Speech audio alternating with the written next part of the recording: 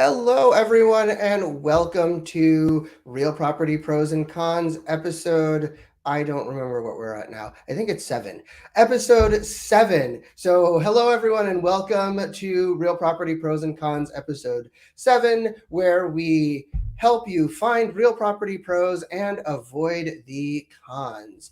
And, before I found my guest today, I saw this really interesting article in the Sacramento Bee, and they said 16 key real estate terms that you should know. And I read through them, and there were a bunch of different ones. And the one that stuck out to me was escrow. And I'm kind of like, I know what escrow is because I deal with escrow kind of all the time as an agent, as a broker. Also, I deal with escrow as a lawyer. Periodically, people ask me if I provide escrow services as an attorney, but I realized I don't really know exactly how to define escrow. And I usually kind of call up escrow when I need something, but I don't really spend a whole bunch of time like actually sort of digging into escrow. And so I thought, what better person to come to onto my show than somebody who actually works in escrow? And then I can answer, or she can answer, all of the questions that I have and you potentially have about escrow. So that is our guest, or my guest today is a former escrow officer, now escrow person who basically can come in, answer all of our questions about escrow. And, escrow will then be something that is a lot less mysterious, and escrow will also be something or something more than a random person that I call on the phone to be like, hey, why do I need this document? Or, hey, does this document need to be, signed or whatever? So that is our real property pro who's going to be on our show today.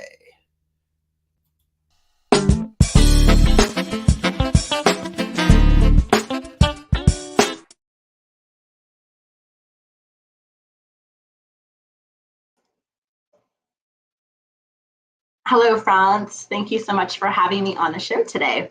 Hey, how are you?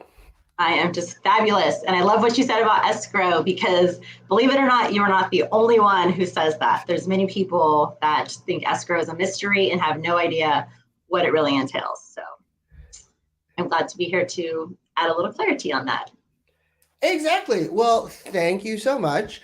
And at some point, slightly later on, I will give a more thorough introduction. But for now, I will be satisfied to say that you are a former escrow officer. And, I think one of the things that I realize, dealing with real estate is escrow officers and escrow companies seem to get the wrath of everyone, right? They get the wrath of the agent, they get the wrath of the listing agent, the buyer's agent, the buyer, and the seller. So is that kind of an accurate perception, or? It's okay that you say that, but I just can't say that. But thank you for saying that. Because we are the middleman in the center of the transaction, it is very common that people call us for, whatever struggle they're receiving, what direction they need, to blame us for multiple things that are going on or causing a delay in the transaction. So yes, you are right. We are definitely the hubbub that takes a lot of the brunt of people expressing their frustration during a transaction, whether it involves us or not.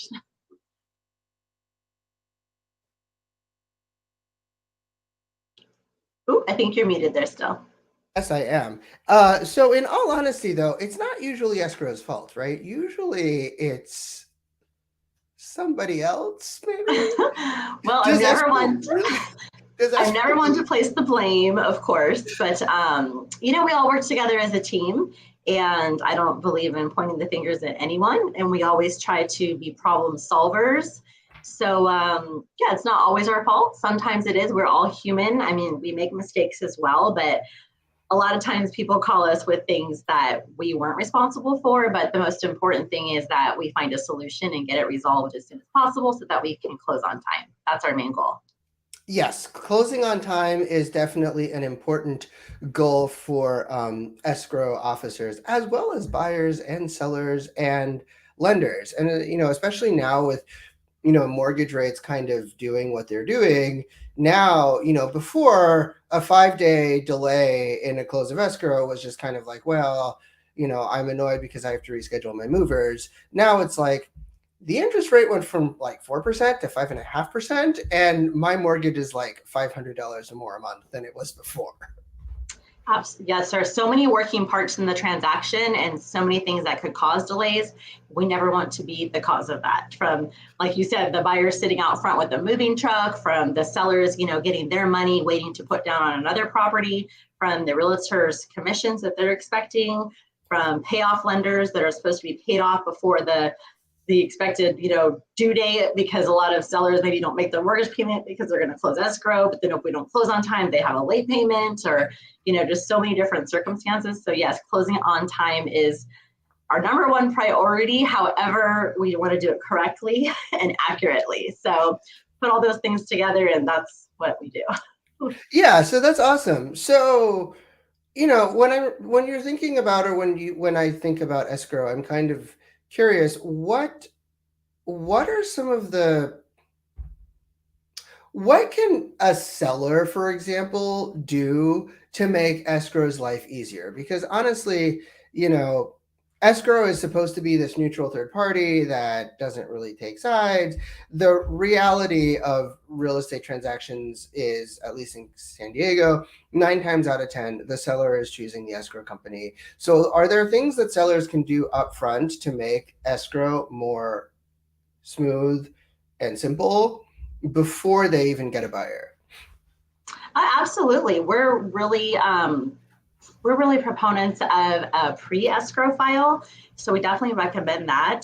But just backing up a little bit from an escrow standpoint, when you hear the word escrow, just think of basically three things: document preparation, dealing with the funds in the transaction, and neutrality.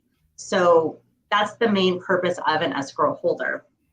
As far as the seller goes, once you know you're listing your property, I always suggest find a good realtor with a good team who's going to help you price your property correctly and get an escrow pre-file going for you. We can get title open. We can start working on the homeowners association documents. We can make sure the title comes in clear and start working on any possible title items that are necessary to clear on the title report.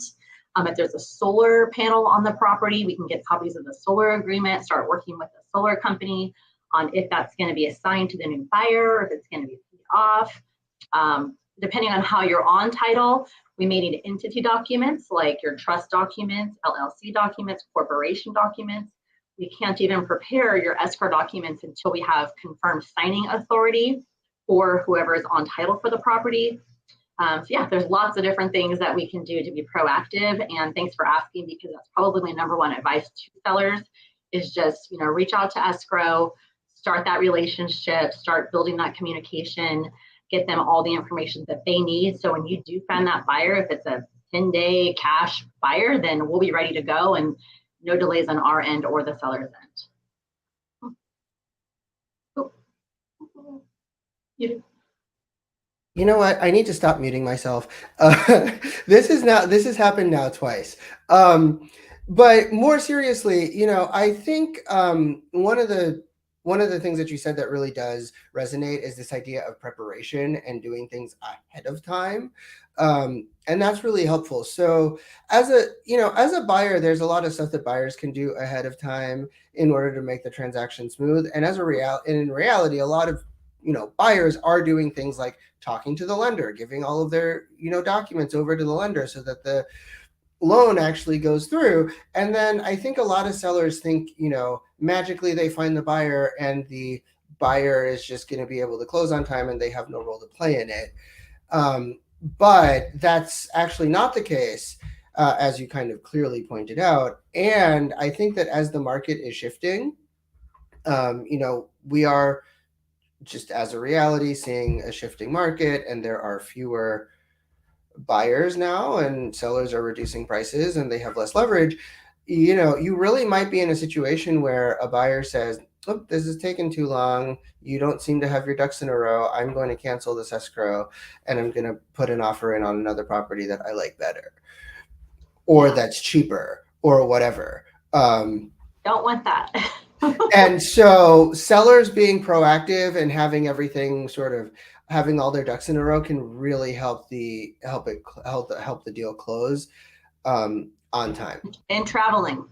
Please let escrow know if you're planning on taking a vacation or if you live out of the country or if you're not local, please let escrow know as soon as possible so we can make sure to have things in place to get those documents executed and get those funds to you in a timely manner. Yes. And if somebody lives overseas, I mean, are there documents that will take longer to process if somebody lives, say, in Japan?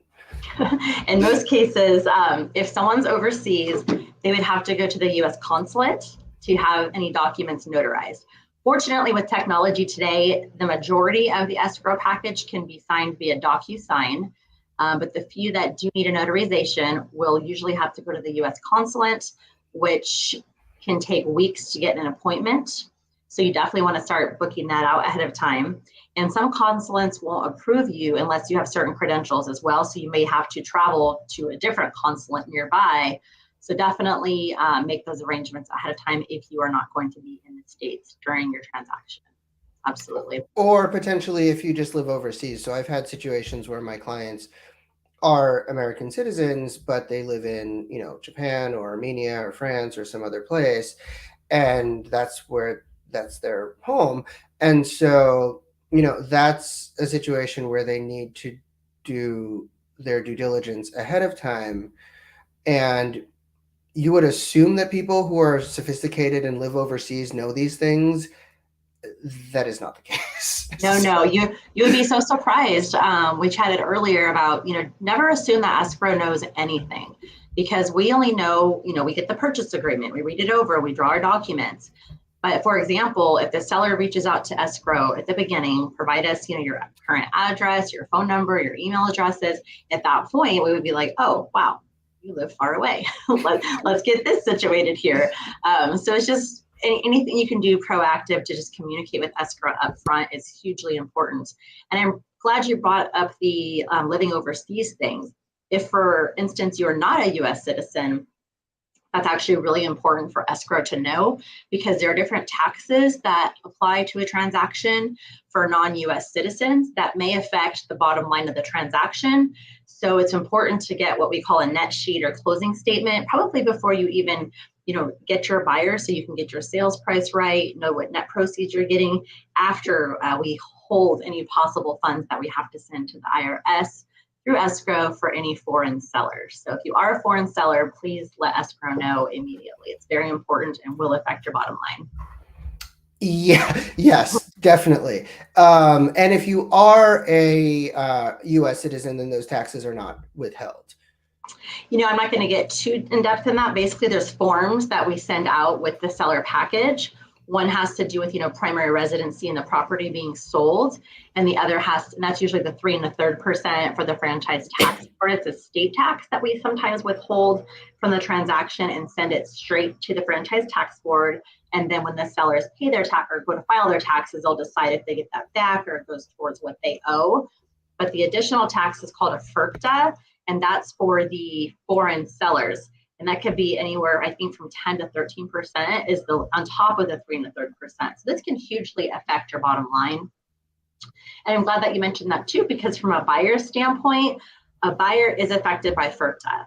And the IRS considers the buyer responsible for determining the seller's citizenship. We act as the middleman on that. But if a buyer is putting a contract or putting an offer on a home, it's not a bad idea to ask if the seller is a U.S. citizen. What we've seen happen is we get into escrow and then we prepare a net sheet for the seller. And when they realize that they have to pay that or we have to withhold that extra tax through the transaction and it's not going to be in their proceeds, the sellers will change their mind and not want to sell. So as a buyer, it's a good idea to make sure or just know ahead of time if the seller is a foreign seller because it may affect the transaction.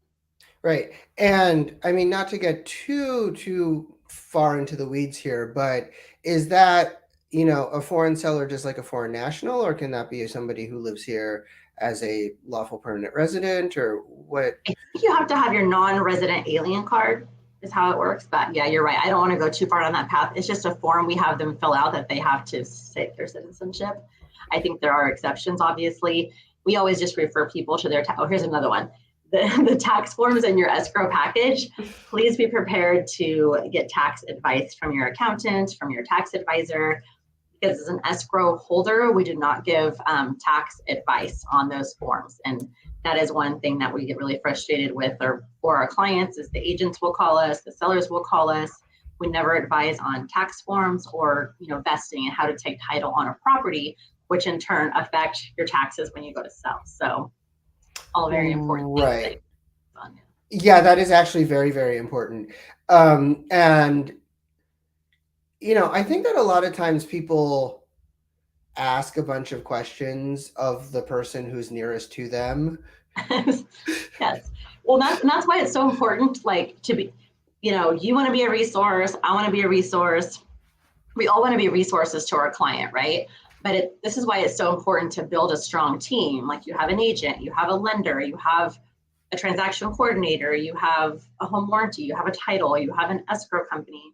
It's so important to have these teams in place. So when your client does come to you, or when you as the seller go to your agent, that they have all these people in line as resources to get you the answers that you need. So I really firmly believe in just having those teams in place that you communicate well with, that conduct business the way that you do, can really help also add to a smooth escrow transaction. Yeah, I think that's actually really important. And I mean, I'm a huge proponent, and I really appreciate that you said ahead of time that it is important to plan. Planning is just so incredibly important. And I think people sort of sometimes just think that they can, and to some extent it was true. People could in the past, or the past couple of years, 2 or 3 years, they could put their home on the market, they would get a buyer, and the buyer would put up with whatever things happened during the transaction because they didn't know what was going to happen. But really, there's a lot that falls within the purview of the seller to do before they sell the property. And for example, if there was a solar panel on the home, a good thing for a seller to do would to call their company and find out, is that agreement assignable, first of all, to the buyer, because that's going to affect your negotiations. If the solar contract is assignable, then the buyer needs to get approved for that solar contract. But guess what? That could also affect their loan. So if the new lender does not approve the solar, agreement being transferred to the buyer, which could affect their, debt to income ratio or what have you, that could affect the transaction as well. So it's good for the seller to have the solar agreement in place, contact the solar company, find out what their options are, whether it needs to be paid in full, get the full balance. And also many times the solar contract is built up into the tax roll. That's another whole, situation we have to address and let escrow know about, so we can make sure that we have your numbers right on that closing statement and can give you a better estimate of what that bottom line is going to be, and how much it is to pay off that solar loan, or if we're transferring it through the transaction. I actually had a deal close late one time because the buyer was assuming the solar contract, but the contract that came back for the buyer's lender didn't approve. So they had to have the whole new solar contract for the new buyer rewritten. So that caused a few days of delay in closing. And that was a bummer, because it was something that could have been, I'd say 90% of the things that cause a delay in the close of escrow were things that could have been prevented by being proactive. I mean, yeah, there's the times when it's just someone made a mistake and it happens. But like I said, I'd probably say 90% were things that could have been avoided from just better communication, better proactivity in the beginning, providing more information instead of having to track it down in the last minute. So that's why I'm really excited about doing things like this, just to help educate the public and anyone looking to buy or sell.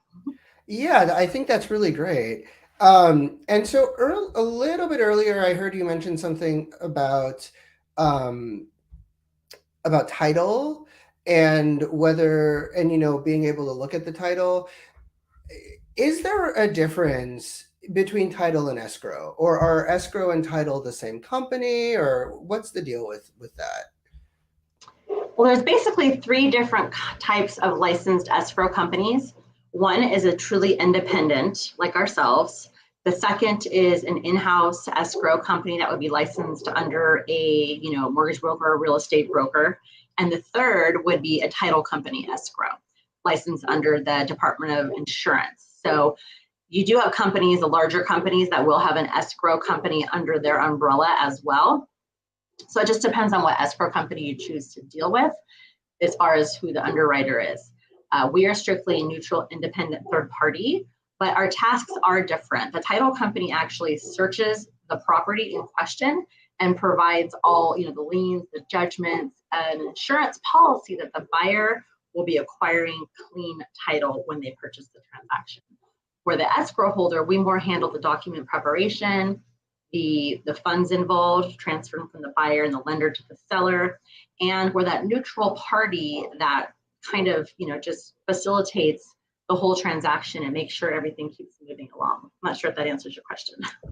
Yeah, no, it does. So it sounds like what you said is that there are three sort of basic ways that you can have an escrow. You can have an independent escrow, kind of like you. You can have an escrow that's under a broker, so it's essentially licensed under the DRE, which I assume you actually are as well.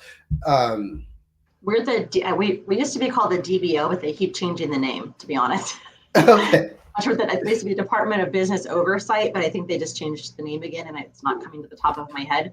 But it is a whole different entity. It's not the DRE. We actually have to go through several audits throughout the year independently to make sure that we're up to the standards. We're all fingerprinted.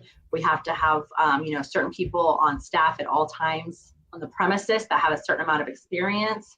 So we have definitely the stringent requirements of all three of those governing agencies as an independent.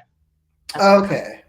And I mean, that also makes sense because, at any given moment, an escrow company might be handling $50 million, $100 million. And if that money disappears, that's a problem.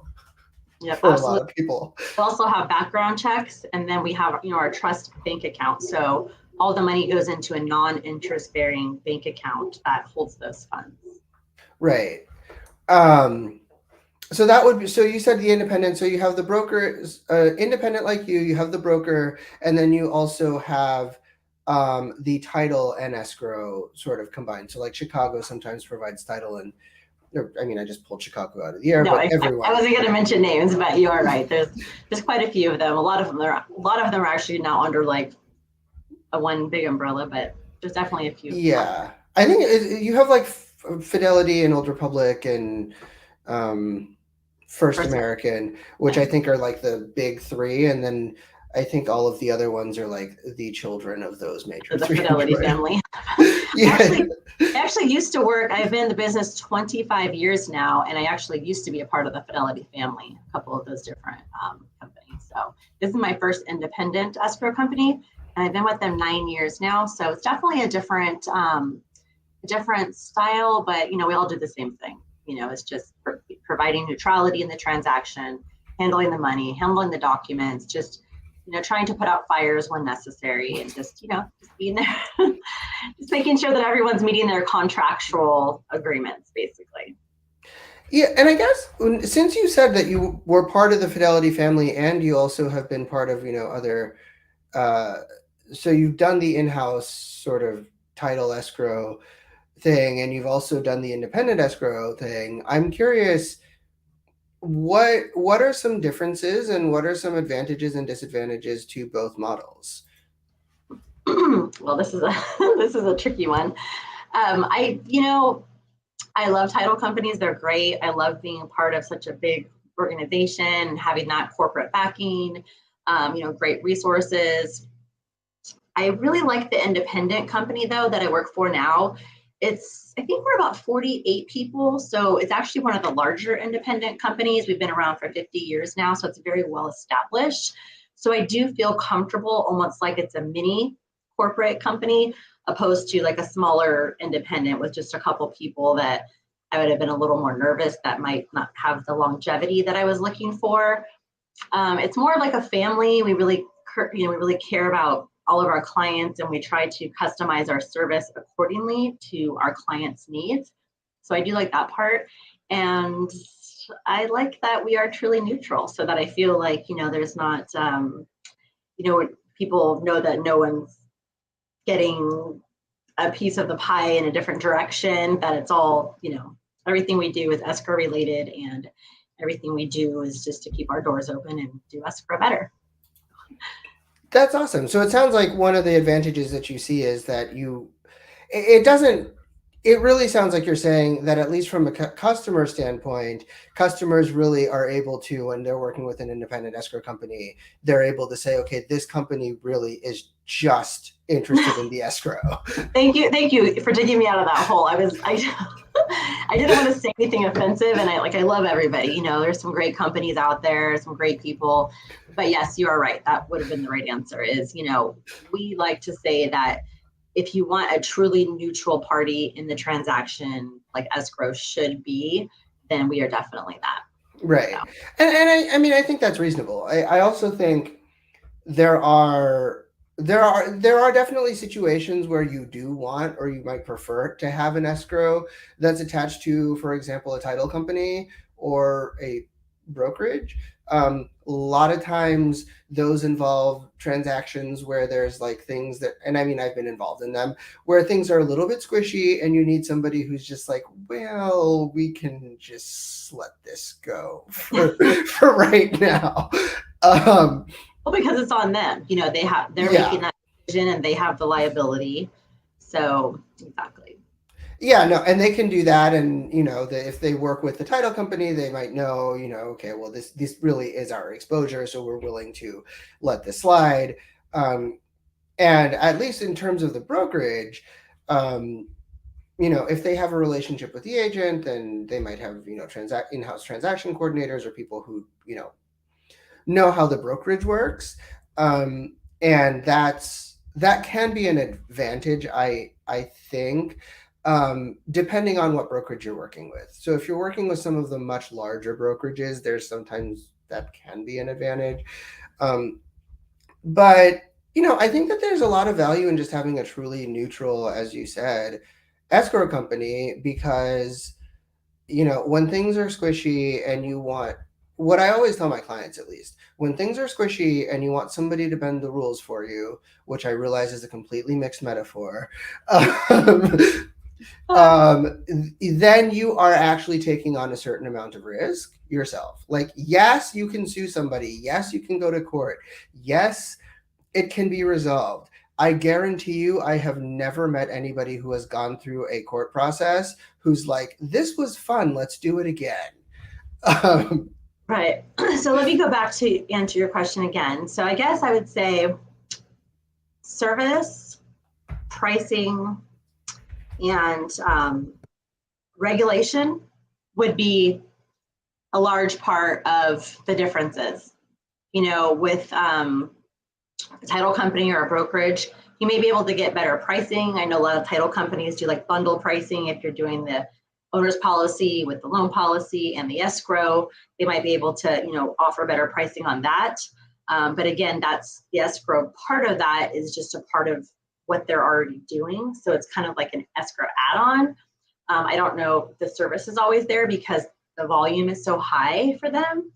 And then same with the brokerage. I've heard that probably our biggest competitor is the in-house escrow companies, I would say. But I do hear complaints, sometimes the service isn't there because they only have a couple people in the office and they get inundated.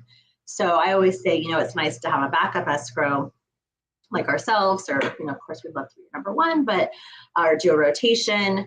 But being a truly independent, I feel that our pricing is competitive for an independent company, but I do feel that you're paying for the service and the, the integrity, the ethics, and the longevity when you work with us. Absolutely. I think that's helpful. And also what you just said about the oversight, which is now under your face. Uh, I think the oversight is also really important. The at least anybody who deals with like, millions and millions and millions of dollars on a regular basis that they don't necessarily have to deal with right away. There is always a temptation that some of the money can, walk away because it's like, well, it's 10 grand and there's 50 million in this account. Like it doesn't really matter. And so I mean, really, that really is what people do. And then they succumb to that temptation. And then it turns into like, millions of dollars of escrow fraud or trust account fraud. But having that consistent oversight, like you mentioned, where you get audited, people actually are looking over the accounts and making sure that you're doing things the right way all the time, makes that temptation go away because it increases the risk and makes the reward seem less appealing. And to be honest, because we are regulated, sometimes some of our policies are a little stricter and people don't like that. Like you said, when things get squishy, we want to be open for another 50 years. So we're not always as bendy as, an in-house person may be because it's their license at stake. So like you said, it's their decision. Because we're regulated and we, want to stay open for a while. Sometimes we are a little stricter on certain things, but we consider it, that's our job, to do things the right way, do them efficiently, do them accurately, and do them with integrity. Yeah. So, I mean, one of the things that kind of comes up for me, and this is not like directly benefiting my business, but this is supposed to be an informational show, right? So, so one of the things that's really coming up for me is that like a brokerage or an escrow company like yours really seems like it might be beneficial to somebody who is either trying to sell by themselves or, maybe doesn't wants their agent to maybe do a little bit less work than a lot of other agents. So having somebody like you who has sort of strict rules and strict oversight seems like a for sale by owner, or maybe somebody using a different brokerage or has less oversight from their broker or agent might benefit from a company like yours. I definitely feel it could give them more peace of mind. For sure, knowing that we don't have our hands in the thing with anybody else in the transaction, and that they are truly being represented. Well, I shouldn't say represented, but truly being provided a neutral service from a neutral party that has nothing else to gain or benefit through the transaction. I think that's really important. Yeah, I think that I agree with that, and I think for sale by owner, for sale by owners. It's really tough, right? I think people who are thinking about doing for sale by owner really need to think about what they're doing and understand the liabilities that they're taking on. So, like, Yeah. I've seen a lot of a lot of real estate lawyers that I know sometimes do for sale by owner, and I'm just like. People do come to us, and of course we're happy to help them and happy to take the escrow, but we always do advise them that there's many real estate disclosures that are required by law. Are you aware of these? Where to get these disclosures? It may behoove you to at least, if you already have the property or a buyer, hire an agent and pay them even a transaction fee just to help you write the contract correctly to get the disclosures in place. So I always definitely mention that to sellers. I don't want to turn them away, but I think it's important to educate them, let them know that we are not going to act as their agent in the transaction. Some sellers will call us thinking that we're going to draw the contract, that we're going to, tell them how to write the contract. We're going to, advise them on everything. And I have to clarify for that we're not going to do that. So they have to tell us everything, which for an unexperienced home seller, that can be very tricky and will have a lot of liability. That's true. And lose them a lot of money if they're not careful. So I think it's definitely important to have an experienced professional to help you sell your home. I agree with that. I am a strong proponent of experienced professionals. But if you are curious about a previous or about disclosures and all of that. I had a great episode with Kyle Yagi, um, who talked about disclosures. It was a great conversation about haunted houses at the end. So Ooh. if you got want to talk about it in October, you should check out. I don't remember what episode it was, but check out the episode with Kyle Yagi and learn something about disclosures. Sounds good. Thank you. I will. Or anybody who's watching as well Yeah. can certainly do that, but you as well. Yeah. So that's really helpful, and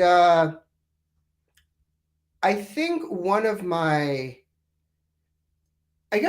the questions that I really have, and I think it also kind of came up as a viewer question, which I'll talk about right now, is what do you like? What really should you be looking for when you have an escrow? When you're looking for an escrow company, like what should a real estate agent, home seller, whatever, like what is important in an escrow company? I think we've been through some of it. I think Yeah. neutrality, accuracy, integrity. But honestly, I think it really just comes down to finding a personality fit, finding a work ethic fit, finding a communication fit. I always say there's an escrow and an agent for every buyer or seller, just depending on, who you pair up with. So I always tell people, call people, talk to them, feel them out, get the person, get the warm introduction and see if this is someone that you can communicate with efficiently, someone who's going to answer your phone calls, someone's going to return your emails, someone who's going to educate you on the process and, answer your questions with ease and not make you feel, unintelligent because you do ask questions. Because I think asking questions is one of the most important parts of the transaction. Like I said, I have a whole list here of things that, I would recommend sellers to provide or give to the escrow when they open. I have a list of things that cause delays in the escrow just by lack of communication. So if you're working with an agent or an escrow that's not going to provide you with that returned communication, then that could definitely cause delays. Yeah, and I think communication is definitely one of the most important aspects. This is a people business, and it's any transactional work requires actual communication with people. So I think that's really helpful advice. It seems like you also wanted to say one more thing. Well, I just wasn't sure how in the meat and potatoes you want to get with I'm a very checklist oriented person and I'm very bullet points. Okay, if you're going to sell your home tomorrow, first of all, call Frantz. And second of all, here's a list of things that you need to go over with Frantz to make sure you're prepared to open escrow, just to reiterate, if you're solar, depending on how you're on title, if you're a corporation, if you're an LLC, all these things are so important in the process that people don't think about. That you need those, signing authoritative documents. HOAs, here's a huge one. Many times there's a second HOA and no one bothers to tell us. So, and then we've had it happen where the escrow closes and then we didn't even know there was a second HOA because it's a very small one that's, automatically taken out of your checking account, $20 a month just to maintain some tree in the middle of the courtyard or something. And those things are huge and they can cause losses. And we don't like working on files after they close because it doesn't benefit anybody. So these are all really important things. Let me think what else. Oh, delayed. What's that?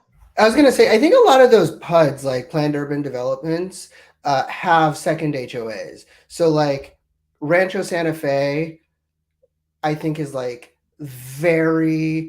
of the top offenders of it's not second HOA. It might be a third or fourth HOA in Rancho Santa Fe.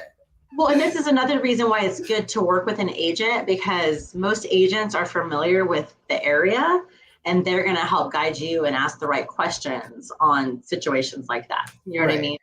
They're going to know the requirements more, or at least have a team that knows the requirements, have a title rep that knows, about those type, just building that team so that you can get as much intel as possible for this transaction up front.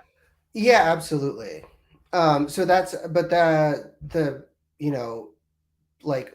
little satellite baby HOAs that show up are, I think they're actually more. They're also like if everything looks beautiful and is green and is kind of uniform, That's your first clue. that is your first clue that you have an HOA. Mm-hmm. If like everything seems pretty green and nice and uniform, and then there's another part that seems like even more green, nice and uniform, that's your clue that there's another HOA. No, I totally agree. That's hilarious. That's a But good advice. it's something to at least see, right? Right. And kind of like as our disclosure person said, one of the things that you can really do as a seller, as a buyer, as an anybody who's looking to deal with real estate is use your eyes, use your ears, use your nose. Absolutely. Like Absolutely. provided that all of those function, absolutely. Like if you smell mold, there's probably mold. Mm-hmm. If you hear the freeway, you're gonna keep hearing it. Oh my gosh, I thought it was so interesting. I actually bought my first home by myself a couple of years ago. And it was so different being on the outside of it. Like I was the worst buyer ever. Didn't get my paperwork back in time, any of that stuff. But I thought it was interesting. There was this thing where, you do your inspection or you do your walkthrough or whatever it is you do. But I guess you can explain this to me, Frantz. Isn't there like a time window where you can actually go to the house like at early hours in the morning or late hours at night? Because there's been cases where like there's a train that comes through every night at 11 p.m. that like the buyers would have never known about because they did the inspection in the afternoon. Or maybe there's like a band that plays, once a week at the next door neighbor. So I thought that was so interesting. That what is that window that they allow you to kind of like come at different times to check those So that well, I mean, I think that's technically your due diligence period, which does relate to escrow. So I will have a question about that. But there during your due diligence period, typically the seller has to make the house or the property accessible so that you can hang out there. If the property is, vacant, then you can probably just go in there whenever you want, provided that the lockbox doesn't have some weird codes on it. And then otherwise, there's a lot you can tell about a neighborhood just by being there. And I actually currently had, well, not currently. I heard a story of a situation where there was a, buyer who had some. I mean, the buyer was like very open about certain aspects of their lives when they were living in the house.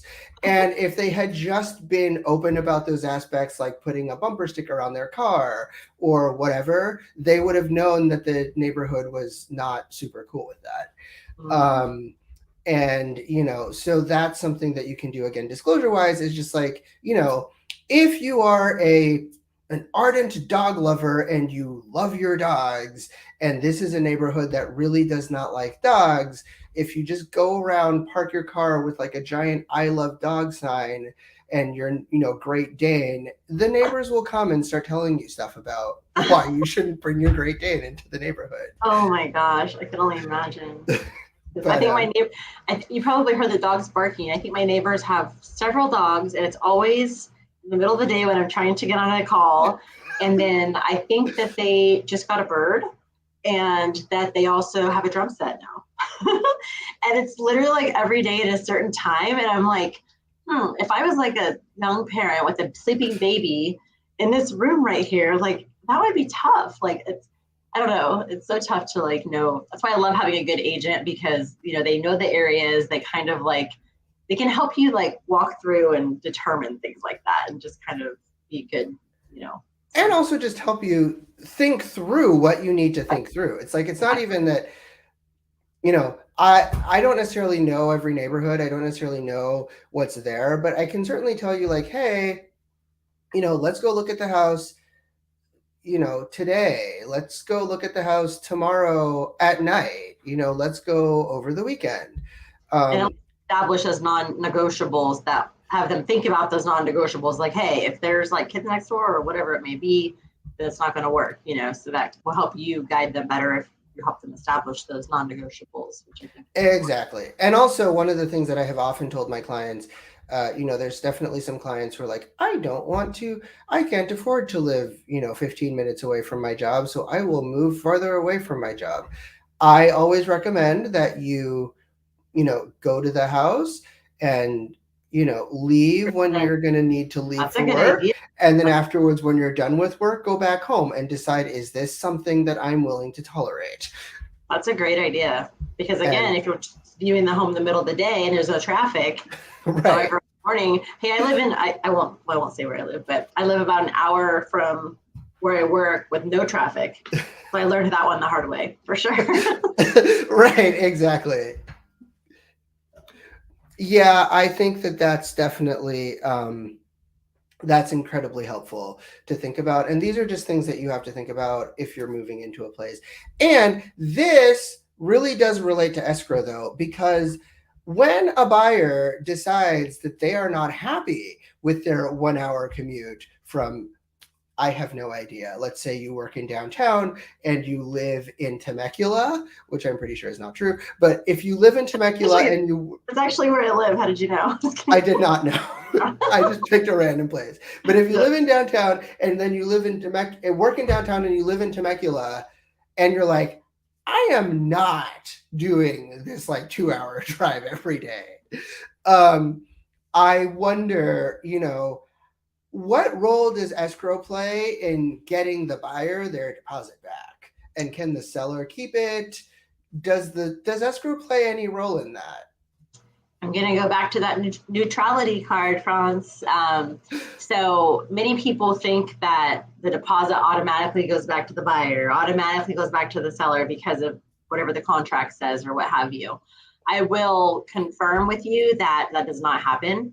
And once one party decides that they do not want to move forward with the transaction, at that point, a new agreement needs to be drawn, either a contract cancellation addendum, or you can request escrow to draw cancellation instructions, and they both will need to be signed by the buyer and the seller before any funds are released. So there is no automatically like referring back to the contract, well, what was this, contingency period removal, blah, blah, blah. We don't get involved with any of that. We just hold the money until this last piece of paper is signed to cancel the transaction. And sometimes that happens smoothly and sometimes it doesn't. Right. And it is up to the parties to decide how they want to handle the deposit or the contract. And also the other question that I think some people have is, okay, fine, this buyer cancels, they're a jerk, I still want to keep the deposit.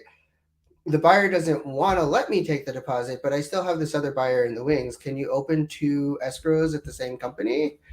No, I cannot. If I have a deposit on file, well, if I have an open escrow, technically, I cannot open another escrow on the same property. And that's...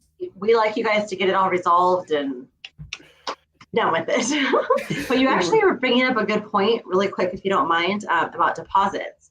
So there's something called a third-party deposit. And a lot of times when you're putting an offer into escrow and let's say your parents are going to give you money. So your $5,000 deposit comes from your parents' account or from your corporation account.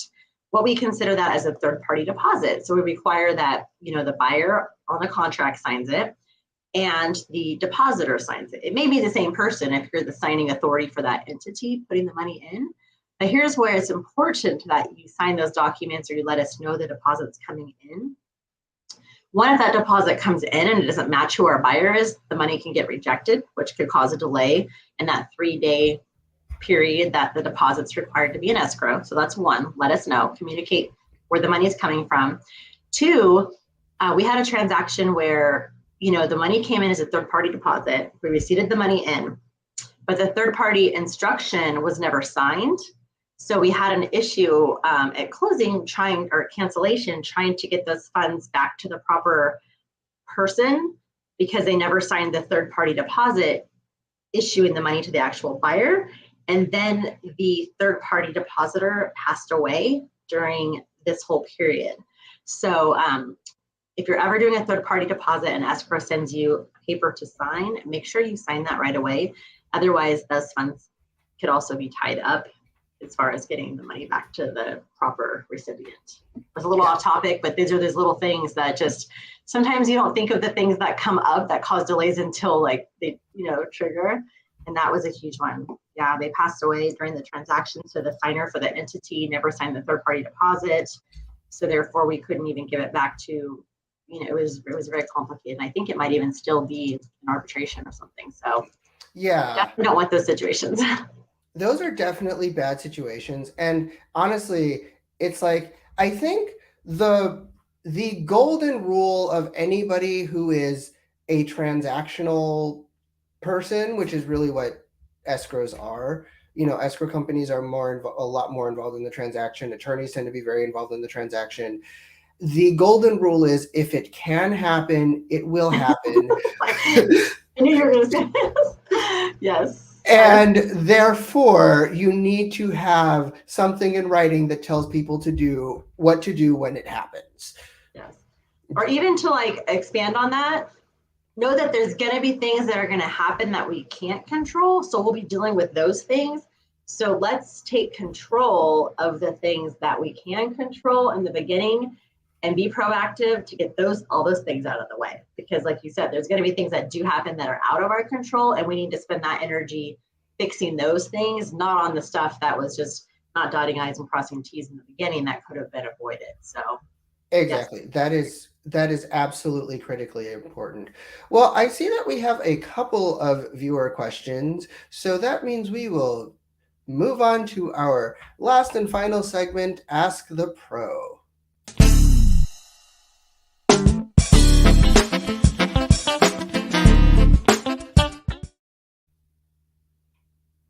This is actually a really good question. Are most escrow officers notaries? Most of them in our company are, but it's completely optional. It's a management decision.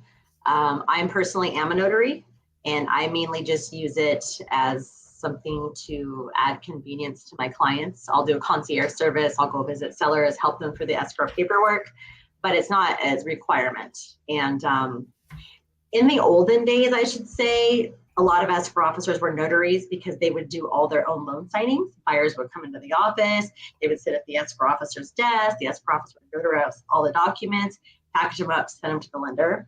Those days have kind of gone to the wayside because of volume now. So now we deal mostly with mobile notaries, where the signing agents will take the loan documents out to the buyer's house to sign those documents with them. But so it just depends on the company, it depends on management, it depends on the escrow officer's preference. But many of ours are, yes. Awesome. Thank you for that.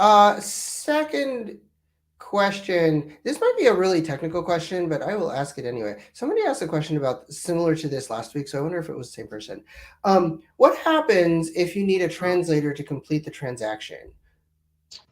Well, a lot of times, if it's through escrow, as long as we have permission on the file to communicate with someone in the transaction, we can communicate through emails and things like that, as long as we have that authority from the principal to communicate with that person. From a notary standpoint, we're not really supposed to notarize anyone who can't speak the same language, or that we can confirm is understanding the document that we are notarizing. And that's, to kind of protect the signer. Because how do I know that this translator is saying what this document really says? So like I said, from a notary standpoint, I wouldn't feel comfortable with that. From an escrow standpoint, if there was some way to communicate with the principal of the transaction, and they spoke, enough English to tell me, hey, this is my sister, she's going to help me through the transaction, she speaks English better than I do, I speak Spanish, for example. And if I included the principal in every email as well. And I think it's kind of a gut feeling, to be honest with you. Okay. And just using your own judgment. I mean, it's very specific. If you need a translator to complete the transaction, you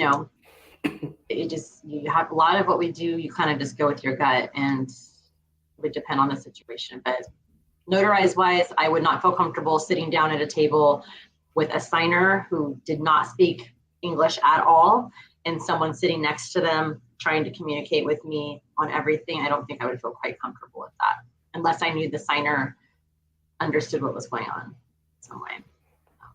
Awesome. That makes sense. And the last question is, I mean, you went over a lot of these, but I think it's worth talking about. What are some of the most common delays you see? Yeah. Say one would be like delayed negotiations. For example, the contract's written, we typed the escrow instructions, the documents are out, the lender sent us loan documents, and all of a sudden, oh, we need to do a seller credit, or we need to do a lender credit, or any type of delayed negotiation that will cause us to redraw documents, adjust, fees on either side of the transaction, which affects the lender's disclosures. Things like that definitely could cause a delay. So just make sure you get all those negotiations done as soon as possible, when possible. Also, HOA documents is a huge one. HOAs are taking 7 to 10 business days to provide us escrow documents required for the contract. So that's another reason why opening a pre-file, if you have an agent you work with regularly who has these relationships with title companies and escrow companies who can open a pre-file for you, that really helps getting the HOA documents in. HOA assessments, if the HOA has an ongoing assessment going on, it's really important to bring that up so that we can address how that's going to be handled. And then I would say solar panels. I always say, if you're looking to purchase a home, look up. If there's panels, ask, hey, who owns those? Is it payments that they owned? Are we taking over those? So I'd say probably those are the top 3 that I would address right now. And then communication. You'd be surprised how people just don't turn their paperwork back in, don't return our phone calls, and leave town during an escrow transaction, and we can't get a hold of people to get the documents we need. People seem to think like, oh, I can leave town and everything will happen magically. And it's like, no. We are amazing, but sometimes we need your help too. Yes, and I think I'll just pop up what you said. Delayed negotiation, HOA docs, and solar are the most common delays that you see, which I think is really helpful, and we should make sure that these do not happen so that your deal closes on time. Well, Carley, I want to thank you so much for being here. Seems like you put your Instagram on your name, so that's great. And I will pop up the rest of your information here if anybody wants to get a hold of you. Just L-Y, C-A-R-L-Y, just so you know. Okay, that was... Yeah, that's... Just go to my Instagram. Send me a DM. I'll send you a DM on your Instagram. Well, that's great. Well, that is awesome. Actually, you know what? On your I guess just so you know, on your contact card, it's Ley, which is weird. My contact card. I'll have to check that out. Yeah. We'll talk about that later. But on my Instagram, if you go to my Instagram, I also do a series of escrow tips as well. So feel free to follow that, and you'll also get some great escrow tips I try to put out there as situations arise. That's awesome. Well, Carley, I want to thank you so very much for being our guest. And look at that. We spent an hour talking about escrow. I think that is impressive that we were able to talk about escrow for an hour. But I think there really is a lot that goes into escrow. And, thinking about it from a transactional perspective, the agent is responsible for negotiating and doing all of that work, but then the escrow really is responsible for making sure that all of the paperwork is in order and all of the ducks are in a row. So escrow is probably the most important part of a transaction. I mean, and I say that, but that is actually true. Escrow really is one of the most important parts of the transaction. And if you just want to think about it, they make sure you get your title, they make sure you get your money. So that means that they should be, given the red carpet and everything that they want gets done, because if it You guys, doesn't, you guys negotiate it. We hold everyone to it. exactly, that's great. And also, you make sure everybody gets their money at the end, which means we should make sure that you are happy until the end. Well, thank you so much, Carley. I really appreciate it. And I will be back here next week with another Real Property Pro. I will see you Thank next you, Ron. time.